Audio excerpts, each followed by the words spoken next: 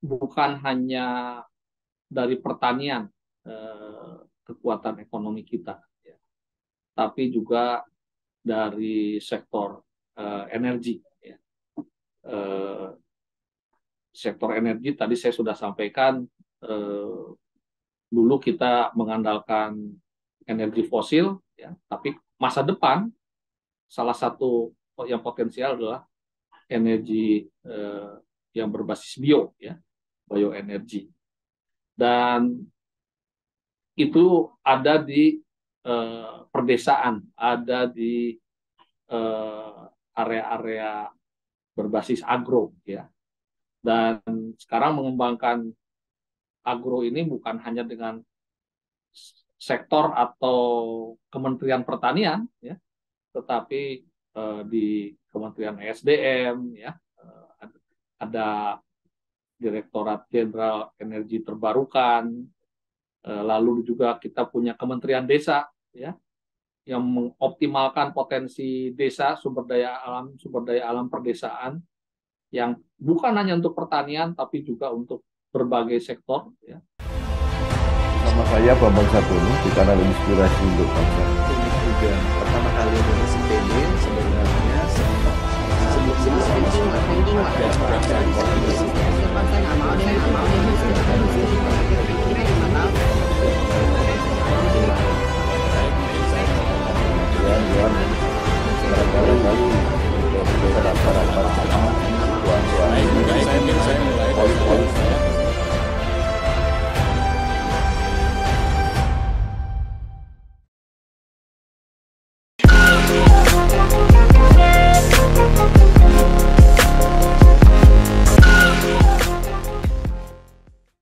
Assalamualaikum warahmatullahi wabarakatuh. Waalaikumsalam. Bersama saya Bambang Sadono di kanal Inspirasi untuk Bangsa. Mudah-mudahan kanal ini selalu bisa memberi inspirasi, motivasi, dan edukasi. Kami sedang mempersiapkan beberapa video wawancara untuk ikut memberi makna 60 tahun Institut Pertanian Bogor. Menurut rencana, wawancara ini akan kami bukukan. Dan saat ini saya sudah bersama dengan salah seorang alumnus IPB, yaitu Profesor Dr. Insinyur Ernan Rustiadi, Magister Agriculture. Ya. Profesor Dr. Insinyur Ernan Rustiadi, Magister Agriculture. Beliau saat ini adalah Wakil Rektor 3 yang membidangi riset, inovasi, dan pengembangan masyarakat agro-maritim. Apa kabar, Prof? Kabar baik, Pak Bambang. Ya, ya. Prof. Ernan lahir di Bandung 11 Oktober 1965. Prof, mungkin bisa mulai diceritakan pengalaman dan kenangan ketika menempuh pendidikan S1 Ilmu Tanah di IPB, lulus 1989, kemudian S2 dan S3 ditempuh di Kyoto University. Berkarir sebagai dosen IPB, pernah menjadi dekan Fakultas Pertanian, menjadi Kepala Lembaga Pengembangan Institut IPB, menjadi Kepala Lembaga Penelitian dan Pengabdian kepada Masyarakat IPB, dan saat ini menjadi Wakil Rektor bidang riset, inovasi, dan pengembangan masyarakat agro-maritim. Silakan, Bro. Baik, terima kasih Pak Bambang. Ya, ini suatu perjalanan panjang, ya, yang sebenarnya tidak pernah terbayang di masa kecil saya bisa mengabdi di perguruan tinggi yang eh, sangat memberi peran yang besar di tanah air, ya. Jadi saya masuk IPB awalnya memang sangat terinspirasi oleh dua Nasution, ya. Yang pertama Profesor Andi Hakim Nasution, itu yang membuat saya tergiring dari Bandung belajar ke IPB. Lalu setelah di IPB kita tingkat persiapan bersama memilih jurusan. Saya juga terinspirasi oleh Profesor Lutfi Ibrahim Nasution, ya. Waktu itu sebagai ketua jurusan ilmu tanah. Mendengarkan presentasi beliau, saya langsung tertarik dengan ilmu tanah. Dan di ilmu tanah lah saya kemudian direkrut beliau sebagai asisten dosen dan kemudian menjadi dosen. Jadi saya melihat ilmu tanah itu ilmu yang sangat mendasari kehidupan ya, karena berbicara pertanian kita pada dasarnya adalah berpijak dari tanah ya, segala hal yang dibutuhkan untuk hidup ada di dalam tanah. Di ilmu tanah kemudian saya mengikuti jejak Prof. Lutfi Ibrahim Nasution ya, mempelajari bidang perencanaan pengembangan wilayah.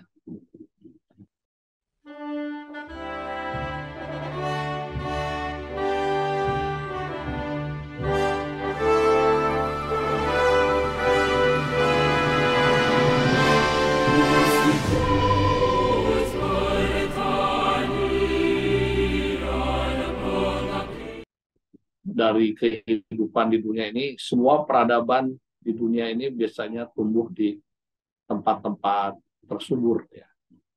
Jadi kesuburan tanah adalah cikal bakal peradaban, puncak-puncak peradaban. Dan berkembangnya wilayah, berkembangnya peradaban itu dimulai dari tanah gitu. Yang subur, tanah yang produktif, tanah yang dikelola baik dan direncanakan dengan baik, kemudian menghidupkan peradaban.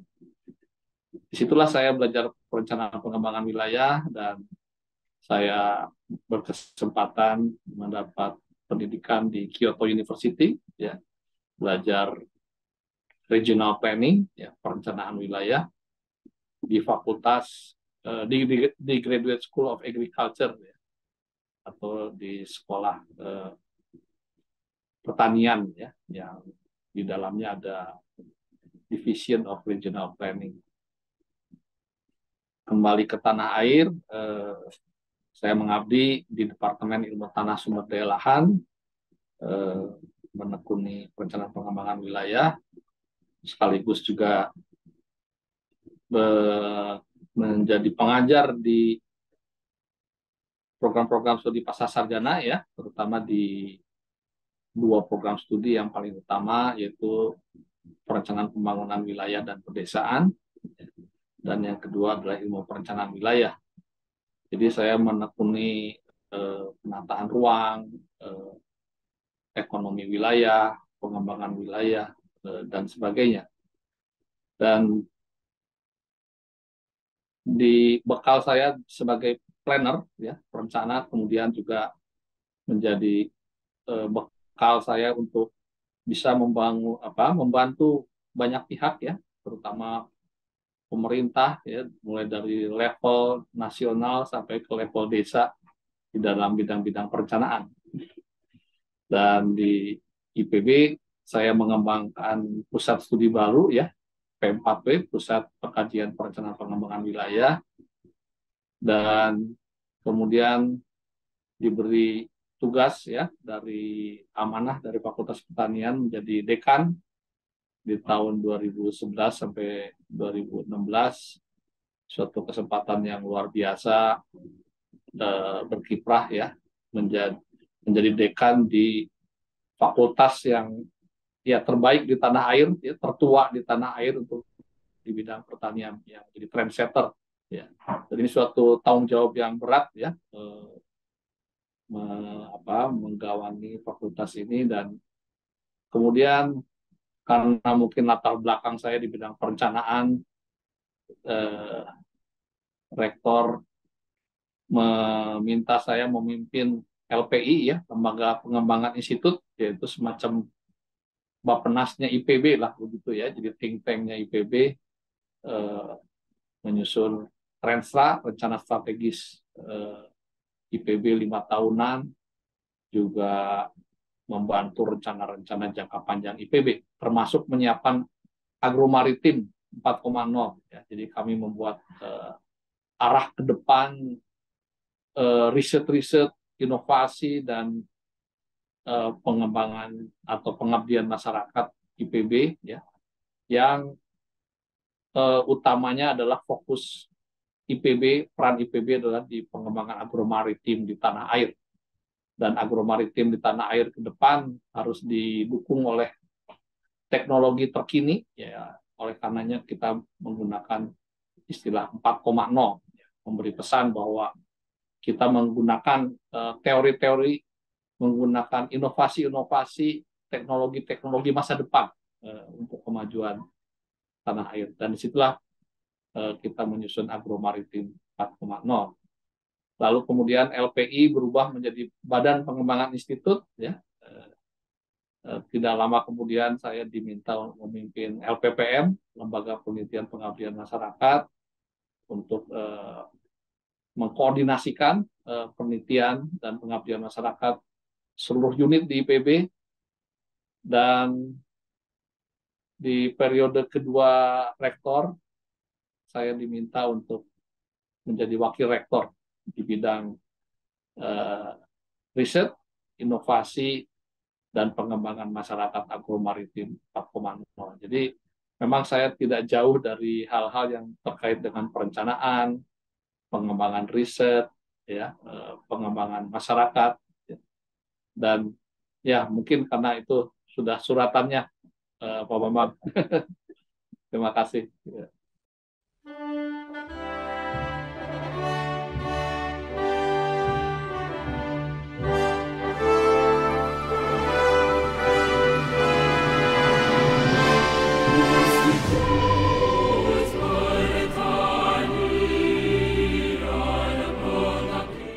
Baik, Prof. Itu saya kira menarik ya, apa ilmu tanah dikaitkan dengan perencanaan wilayah itu.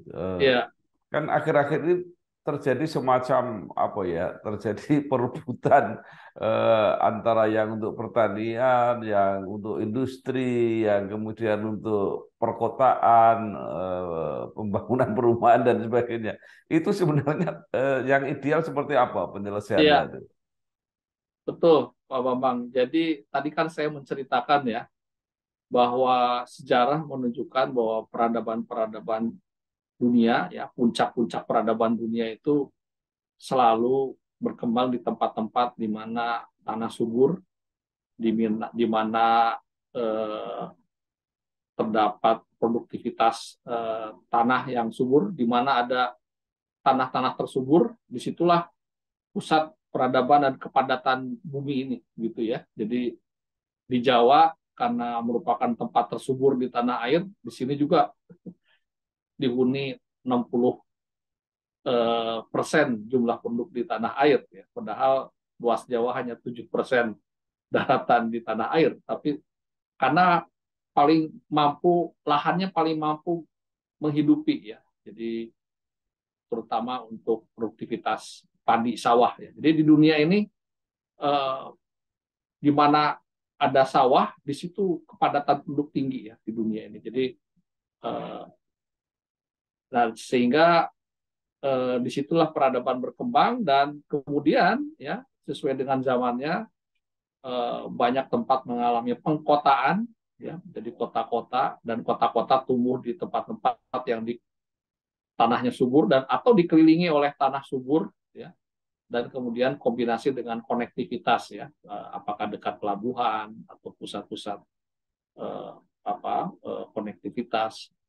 Nah, akhirnya mengalami pengkotaan, dan akhirnya juga menjadi titik balik, ya, lahan-lahan pertanian tersubur terkonversi begitu. Dan itu memang jadi tantangan saat ini.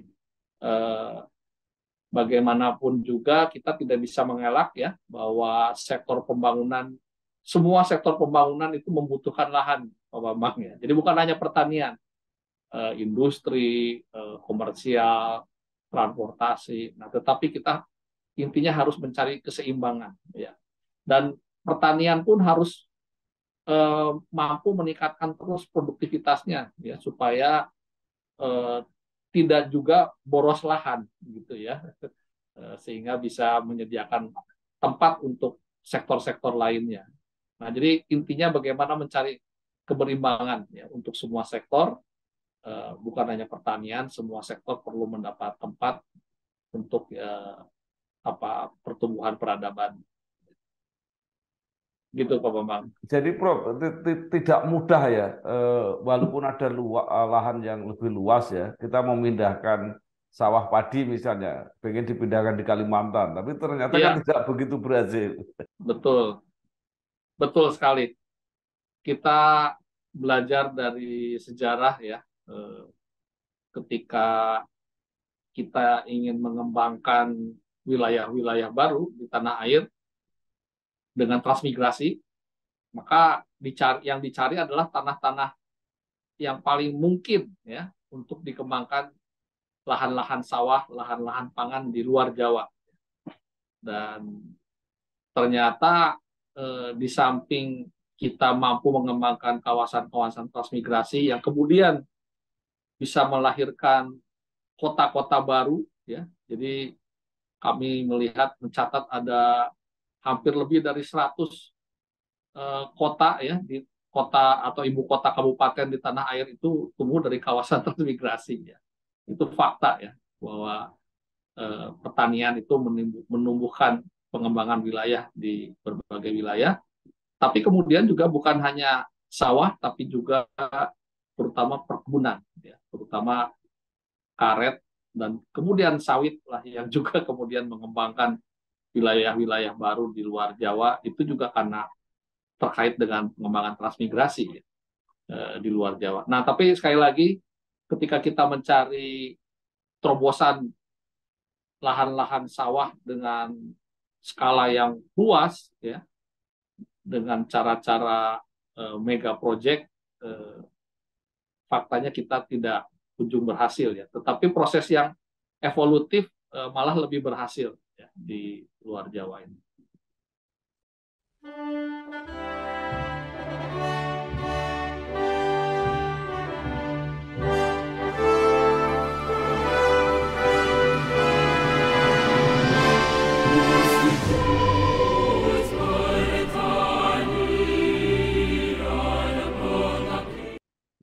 Iya, baik Prof. Sekarang kembali ke bidang yang ditangani Prof. Fernand ini. Jadi Ya, bidang riset, inovasi, dan pengembangan masyarakat agro maritim. Nah, betul. ini yang mungkin menarik adalah konsep mengenai agro maritim ini. Apa yang sudah dikerjakan dan apa yang sudah dicapai, Prof?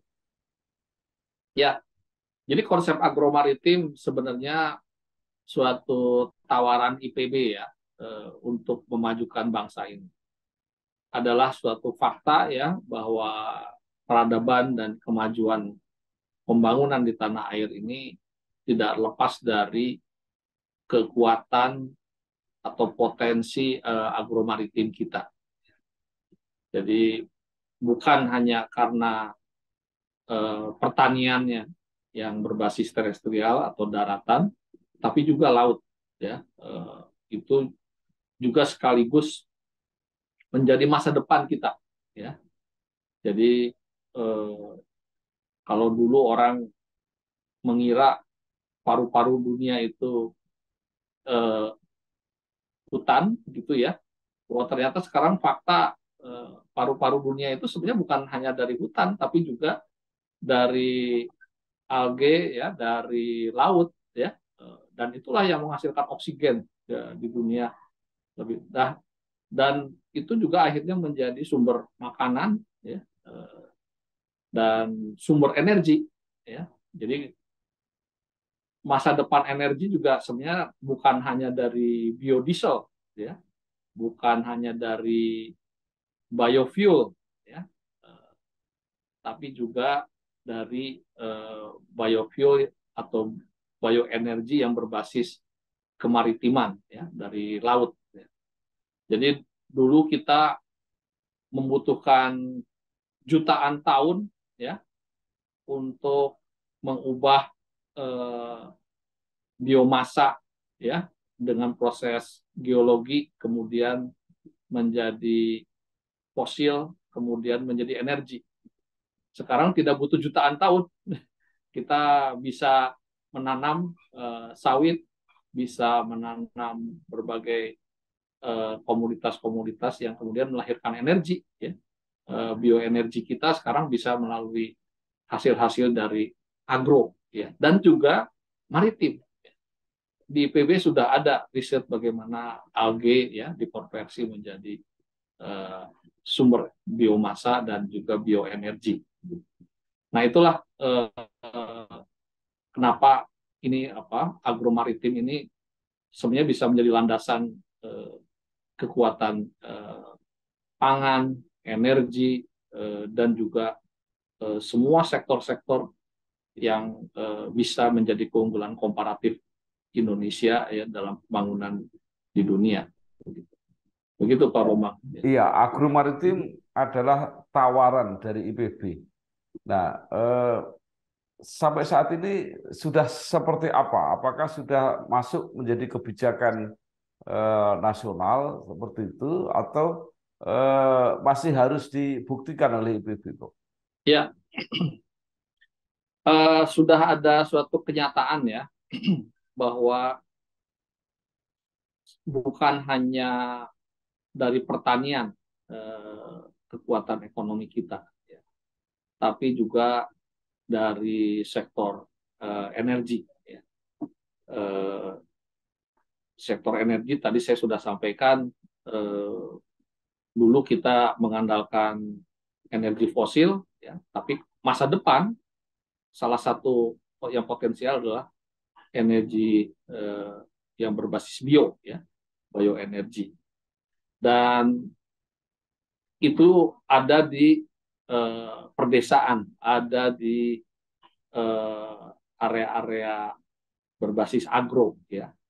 Dan sekarang mengembangkan agro ini bukan hanya dengan sektor atau Kementerian Pertanian, ya, tetapi di Kementerian ESDM, ya, ada Direktorat Jenderal Energi Terbarukan, lalu juga kita punya Kementerian Desa, ya, yang mengoptimalkan potensi desa, sumber daya alam perdesaan yang bukan hanya untuk pertanian tapi juga untuk berbagai sektor, ya.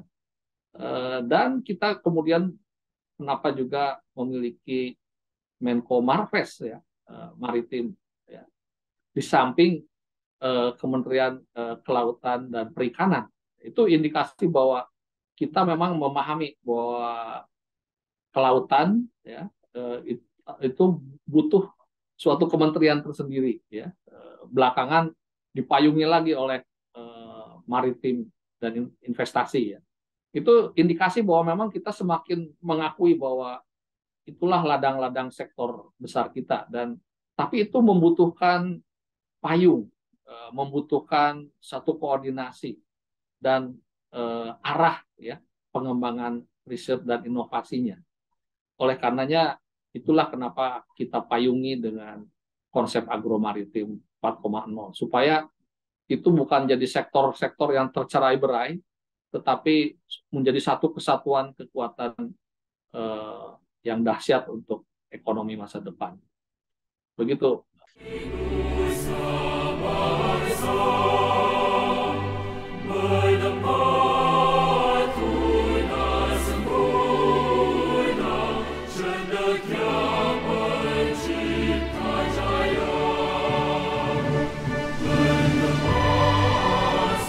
Iya, Pak. Nah, kenapa konsepnya ini dinamakan agromaritim 4.0? Padahal Ya. teknologi sekarang sudah mulai mengejar 5.0. Oh ya. Ya, seperti apa, Bro? Ya. Jadi begini, sebenarnya Indonesia ini harus siap dengan semua ragam teknologi, ya. Jadi kalaupun kita bilang 4.0, sebenarnya sebagian masyarakat kita masih 1.0 gitu, ya. Sebagian masyarakat kita masih 2.0 gitu. Sebagian 3.0, 4.0, bahkan 5.0 begitu, ya. Tetapi dengan kita memberi label 4.0, ini sebenarnya untuk menarik percepatan, ya. Percepatan agar yang 1, 2, 3 ini bisa segera bersiap diri ya menuju percepatan ini. Tentunya 5,0 juga sudah menjadi waktunya ya. Nah, tetapi kalau melihat berpikir sebagian besar masyarakat kita rasanya kalau langsung 5,0 terlalu loncat lah begitu. Tapi kalau 4,0 kita punya tarikan besar ya. Walaupun kita juga sudah ada yang masuk 5,0. Jadi kalau kita fokus ke 4,0 menarik percepatan dari yang masih 1, 2, 3 teknologinya ya, industrinya, maka ini akan menjadi motor besar gitu pergerakan ke depan. Itu kenapa kita 4,0 gitu ya. Karena gap terbesarnya ada di situ. Ini menarik ini perumusan pembidangan Rektorat IPB ini. Mulai dari riset, kemudian dihasilkan inovasi, kemudian dikembangkan di masyarakat. Nah, Ya, jadi berarti riset harus dilakukan lebih dulu, kemudian inovasi-inovasi itulah yang dipersembahkan untuk masyarakat. Mungkin bisa diceritakan, Prof, apa yang ya, sudah terjadi sekarang. betul. Jadi sebenarnya kalau Pak Bambang pelajari dari RPG ya, Rencana Pengembangan Jangka Panjang IPB ya, 2018-2045. IPB itu memiliki tahapan-tahapan 5 tahunan pengembangan, dan dari RJP itu kita melihat bahwa IPB itu bertransformasi, pertama menjadi research based university, setelah research based university kemudian menjadi techno socio entrepreneurial university. Nah, jadi di periode Pak Rektor yang kedua ini IPB masuk ke tahap pemantapan research based university dan inisiasi techno socio entrepreneurial university. Nah, jadi ada sisi transformasi, research base-nya masih IPB harus menjadi research base, tapi sudah inisiasi techno socio entrepreneurial university. Nah, jadi research base artinya riset ya, sebagai tulang punggung ya dari sistem pendidikan di IPB. Jadi sistem pendidikan yang riset base artinya pendidikan yang didukung ya oleh kemampuan riset. Hasil-hasil riset hadir di ruang pendidikan. Ketika dosen mengajar, menyampaikan hasil-hasil riset dari dosen-dosennya, dari semua hasil-hasil riset masuk ke ruang kelas, hasil riset kemudian diturunkan karena riset itu ada riset dasar, riset terapan, dan riset pengembangan. Nah, riset terapan dan pengembangan itu ada unsur inovasinya, ya, yang kenapa disebut terapan, karena di situ ada invensi dan ada inovasi yang siap digunakan di dunia industri atau di masyarakat. Nah, jadi riset yang lebih ke hilir, yang tahap terapan, jadi bukan riset dasar, itu menghasilkan inovasi-inovasi. Dan inovasi ini harus kemudian memberi manfaat ke masyarakat. Nah, makanya ada pengembangan masyarakat. Dan sesuai dengan roadmap agromaritim, pengembangan masyarakat IPB harus mengutamakan pengembangan masyarakat agromaritimnya. Nah, itu kenapa itu satu rangkaian ya, riset, inovasi, pengembangan masyarakat.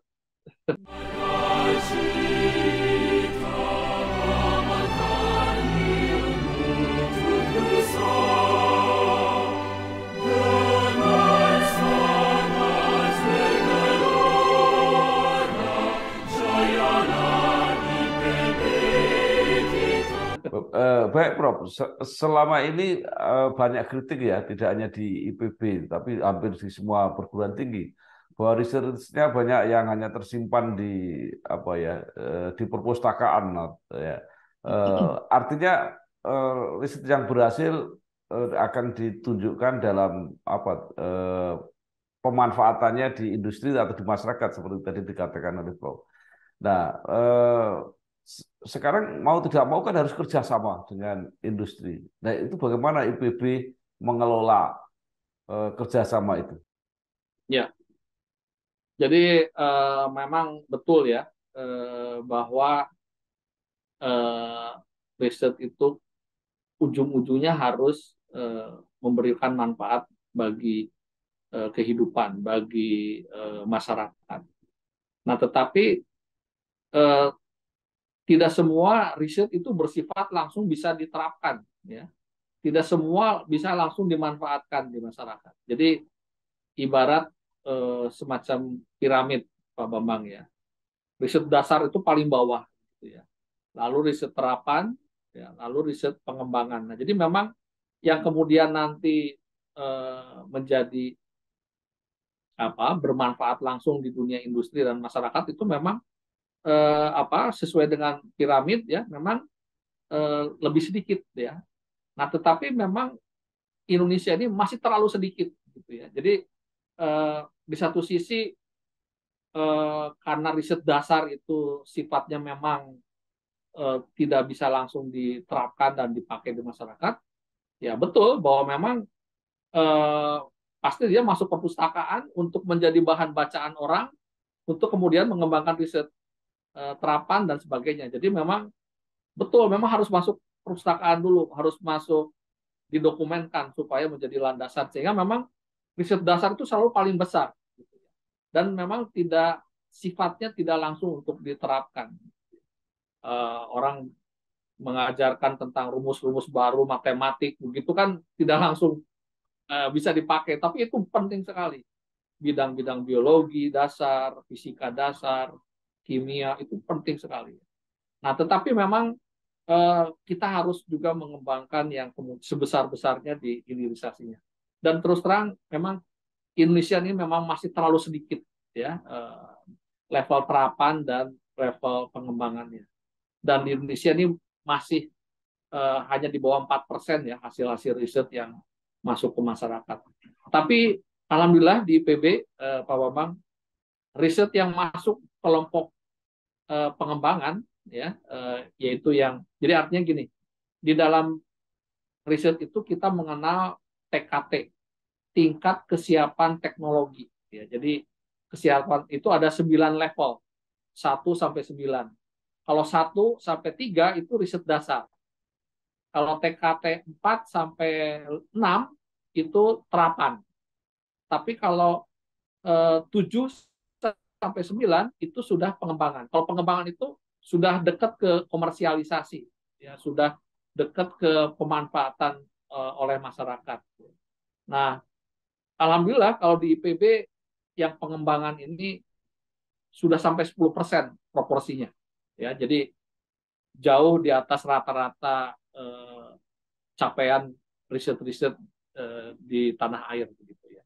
Jadi 9-10% riset IPB itu sudah di tahap pengembangan. Jadi sudah dekat dengan industri, sudah eh, sudah ada komersialisasi dan sebagainya. Jadi sudah TKT yang tertinggi lah. Itu proporsinya relatif sudah relatif paling tinggi ya di tanah air tingkatnya. Ya, menarik, Prof. Nah, untuk mendorong, merangsang supaya peneliti-peneliti, terutama di IPB ini akan berusaha sampai ke tingkat pengembangan, tentu kan itu ada hasil yang akan dinikmati oleh industri. Nah, untuk para penelitinya ini haknya seperti apa? Apakah mereka juga bisa menikmati hasil-hasil yang sudah mereka usahakan dengan mungkin kerja keras dalam waktu yang panjang? Ya, betul. Itu sebabnya di dunia ilmu pengetahuan dan inovasi kita mengenal HKI, ya, hak kekayaan intelektual.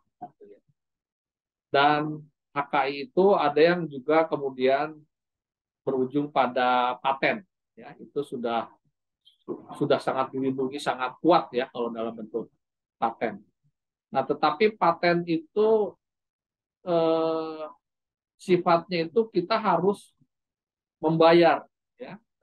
Dan setelah dipatenkan, lalu dunia industri lah yang kemudian memanfaatkan, dan kemudian si dunia industri yang memanfaatkan itu memberikan hak jasa, ya, kepada inventor, ya, dan pemilik paten itu kemudian mendapat jasa, dan dia kemudian dengan memelihara patennya dia bayar, ya, dan seterusnya.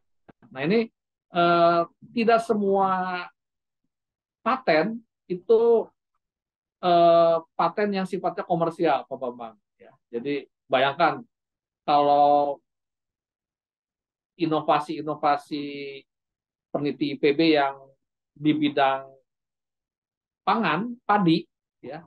Padi itu bukan untuk dipaten komersialkan, ya, tapi itu benar-benar non komersial. Jadi kami punya inventor-inventor yang menghasilkan padi IPB 3S, dan kita tahu padi itu bukan tanaman komersial, bahkan disubsidi oleh pemerintah, dan para peneliti-peneliti kami kalaupun mempatenkan bukan untuk komersial, kan begitu, ya, sehingga tidak mendapat hal yang sama dengan misalnya eh, para peneliti kami yang menghasilkan paten misalnya untuk varietas unggul tanaman hortikultur, sayuran, bunga-bungaan. Wah, itu komersial. Mereka mendapat sehingga mereka mendapat royalti yang baik begitu, ya, apalagi yang dunia industri, ya, yang misalnya berupa obat, minuman, atau industri yang lain. Nah, sehingga memang kita IPB harus bijak, ya, kepada teman-teman yang patennya untuk bidang-bidang non komersial itu IPB harus memberikan dukungan, ya, dan itu karena bukan untuk komersial, ya. Udah tidak dapat tapi dibebani harus bayar paten misalnya, itu kan tidak fair, ya. Nah, tapi kalau yang komersial, oleh karenanya kita harus memaintain keseimbangan itu, ya. Jadi ada aturannya bahwa penerima paten itu bukan hanya ke inventornya, tapi juga institusi IPB juga ada porsinya. Kita atur untuk menjaga keseimbangan itu.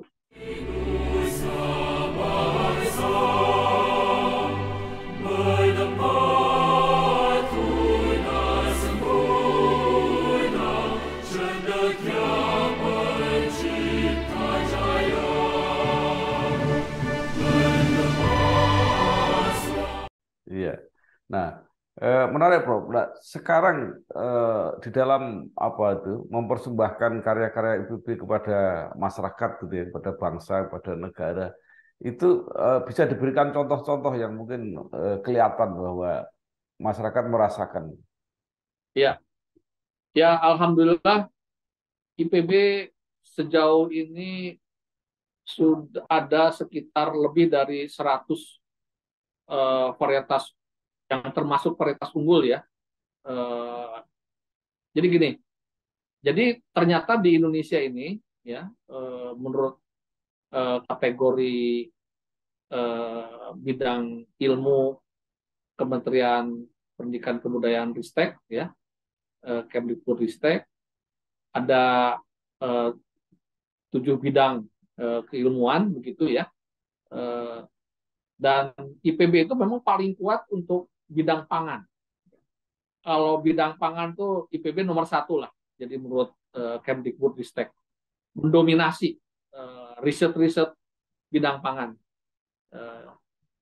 Jadi ada perguruan tinggi yang kuatnya di kesehatan, ada yang kuatnya di sosial, humaniora, ya. Tapi IPB itu ternyata sangat dominan di pangan, gitu, ya. Nah, di pangan inilah ternyata kekuatan kita, dan memang ternyata dari berbagai bidang pangan itu ada yang berupa keunggulan itu terlihat dari bagaimana IPB menghasilkan varietas unggul, ya. Nah, varietas unggul itu kami mencatat IPB saat ini ada 109, ya, varietas unggul yang dihasilkan. Belum yang tidak tergolong unggul, ya, varietas-varietas baru yang dihasilkan oleh peneliti-peneliti IPB. salah satu yang paling populer adalah IPB 4S ya. Ini yang produktivitasnya sangat tinggi, bisa 11 ton ya per hektar produktivitasnya, dan sekarang sudah tersebar di 26 provinsi. Dan kalau kita valuasikan ya, ini sebarannya itu sangat besar, dan sehingga kenapa IPB mendapat penghargaan ya sebagai perguruan tinggi yang paling inovatif, diantaranya karena kemanfaatan yang tinggi dari IPB 3S, 3S dan 4S ini. Dan itu ketika dikapitalisasikan besar sekali dampaknya. Nah, belum lagi varietas yang lain ya. Tapi saya beri contoh barusan, diantaranya padi ya. Belum lagi misalnya hasil-hasil temuan-temuan penelitian IPB yang lain ya, misalnya kita mengembangkan teknologi-teknologi informasi ya, ada untuk memperkirakan kebakaran hutan ya, ada sawit 4.0, yaitu mendetek secara cepat mana sawit yang terserang hama penyakit, tapi menggunakan sensor. Saya sendiri punya inovasi berupa mampu memetakan sebaran pohon sawit ya dengan artificial intelligence. Mudah-mudahan tidak lama lagi akan keluar peta Indonesia tentang sawit, tapi pohonnya. Jadi setiap pohon itu ada koordinatnya. Jadi ini penting untuk traceability sawit ya misalnya. Belum lagi alat-alat sensor untuk menghitung secara cepat, menghitung populasi ikan, ya, sensor untuk mendetek sebaran ikan di laut, ya, banyak sekali inovasi-inovasi IPB, dan ada yang berbasis robotik, ya, ada yang berbasis artificial intelligence, ya, dan alhamdulillah IPB selalu mendominasi ya dari inovasi nasional yang paling prospektif ya. Ya, menarik sekali, Prof. Ya. Nah, sekarang pertanyaan saya begini, dari berbagai kegiatan itu, kalau dipotret dari program riset inovasi dan pengembangan agromaritim di masyarakat ini, kegiatannya terus menjadi seperti apa, Prof? Oh, ya, kegiatannya pertama kami memang mengkoordinasikan agar memastikan ya agar dosen-dosen dapat melaksanakan penelitian, dan diantaranya adalah dengan memastikan bahwa para dosen mampu mengakses dana-dana penelitian. Jadi dana penelitian di Indonesia ini ya tergolong terendah ya di dunia ini. Ya, jadi ini satu hal yang tidak menguntungkan, tetapi alhamdulillah dosen-dosen IPB ini termasuk yang paling mampu bersaing ya di dalam memperebutkan dana-dana riset kompetitif ya, dana-dana riset hibah, baik yang dari pemerintah ya, dari Kemdikbud misalnya ada dana-dana riset Simditabmas, maupun yang disediakan oleh lembaga-lembaga seperti LPDP ya, tanah air, ataupun juga yang tersedia dari lembaga-lembaga internasional maupun konsorsium-konsorsium dunia. Nah, sehingga alhamdulillah ya rata-rata setahun kami bisa dosen-dosen IPB ini bisa melaksanakan riset sekitar 2.100 judul penelitian per tahun ya.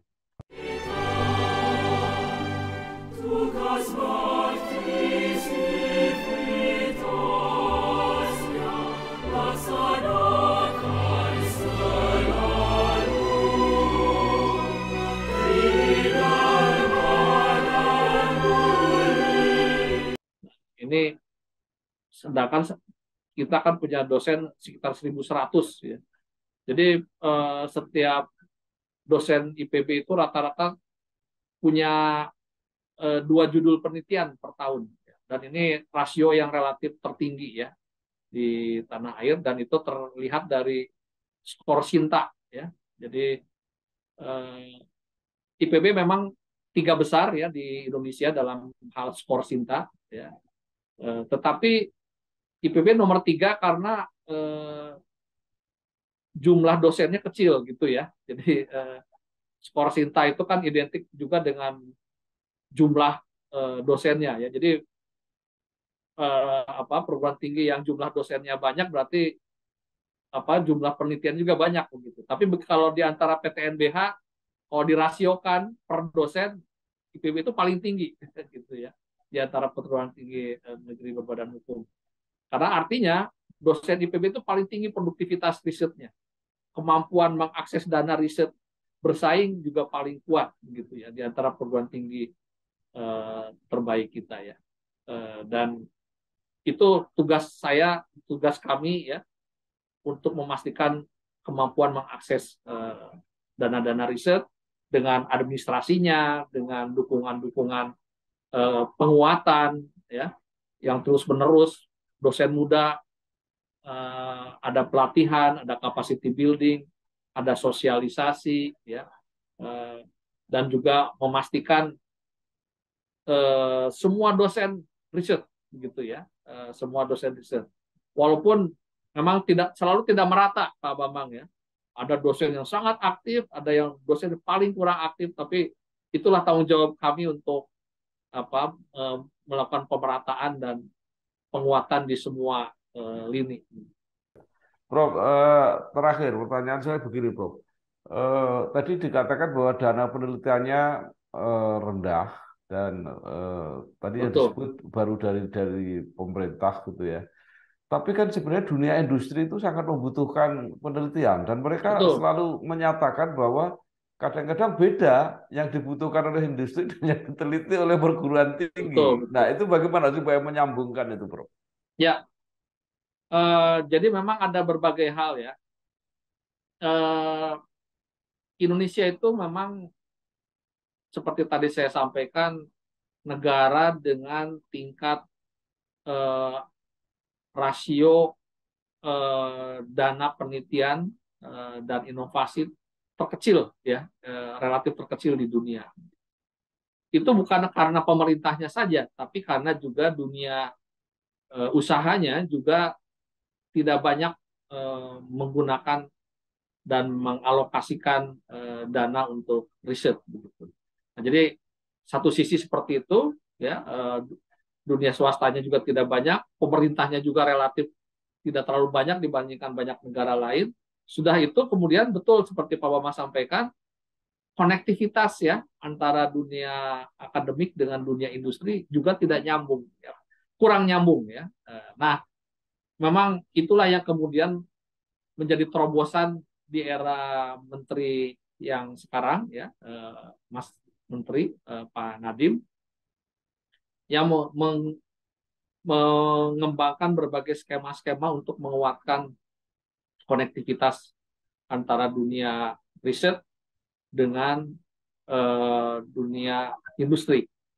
Ada program-program yang namanya matching fund. Ya. Matching fund itu eh, pemerintah Kemdikbud menyediakan dana riset untuk inovasi 1:1 ya, atau bahkan 1:3. Jadi gini, kalau peneliti di perguruan tinggi ini mampu bermitra dengan dunia industri, ya disebutnya istilahnya DUDI, dunia usaha dunia industri. Ya.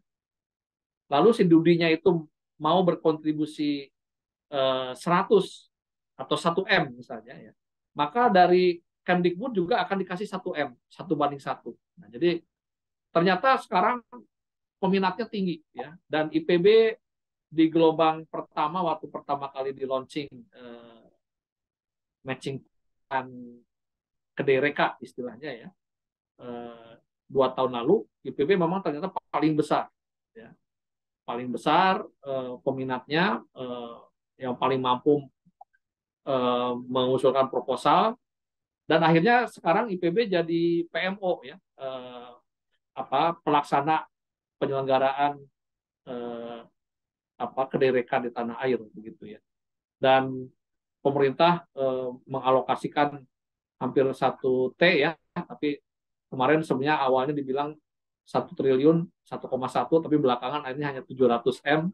Tapi ini juga sudah besar sekali lah untuk Indonesia, dan ini cara agar antara dunia riset itu nyambung dengan dunia industri dengan matching fund ini.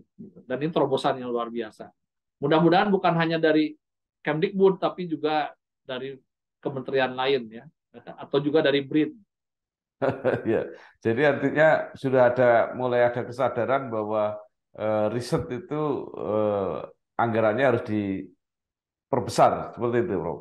Betul. Ya. Baik, luar biasa. Terima kasih sekali Profesor Dr. Insinyur Ernan Rustiadi, Magister Agriculture, Wakil Rektor 3 IPB, Bidang Riset, Inovasi, dan Pengembangan Masyarakat Agromaritim. Banyak sekali penjelasan yang mudah-mudahan mencerahkan dan menambah wawasan kita, terutama bagi anak-anak muda yang sekarang masih belajar, benar-benar bisa membangkitkan motivasi dan inspirasi untuk menjawab tantangan-tantangan ke depan. Sekali lagi terima kasih, Prof. Sama-sama, Pak Bambang. Mudah-mudahan sukses semua programnya. Terima kasih. Terima kasih. Wassalamualaikum warahmatullahi wabarakatuh. Waalaikumsalam warahmatullahi wabarakatuh.